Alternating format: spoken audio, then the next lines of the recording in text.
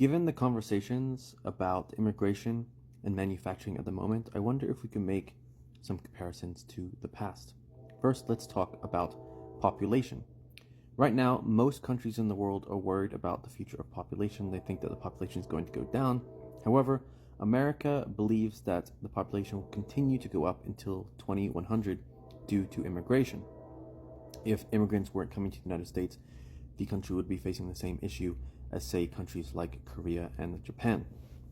Is this dissimilar to Rome in the period when they started needing to hire the Germanic tribes to fight in the army because the Roman population had fell, and also because a lot of the native Romans had land and resources that they didn't want to risk by going to war. This is also similar to China. After the Three Kingdoms period, China's population had been split by half, and the Jin dynasty started needing to move people from the steppes into China who also served a role in the army. Next, we have the issue of expenses. One reason that these civilizations began to hire these people instead of natives was that they were cheaper. We saw this also in the British Empire as they began to hire people from northwest India over native British people. This is one reason that we moved a lot of jobs over to China, India, Vietnam, and Mexico over the past 20 years, because manufacturing there is cheaper than in our home country. We also had the issue of infighting. One reason that the population in China and Rome had began to fall was because of civil war in the interior, because people were vying for power.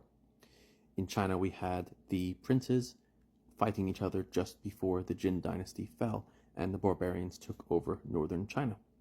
Currently in America, we have the Republicans and Democrats fighting over things and seeming sometimes to care more about their powerful positions than the actual people. Next, we have the issue of the normal people in the country putting their own economic needs in front of the country. Why did the Romans maybe not go to war? Because, like I said, perhaps they were happy with their lives and they didn't think it was necessary to risk that life to go to war. Just as maybe many people in our generation, in my generation, grew up wanting to do things besides mining, besides manufacturing. But we can't blame those normal people because they were just kind of going with the times with how the world was changing.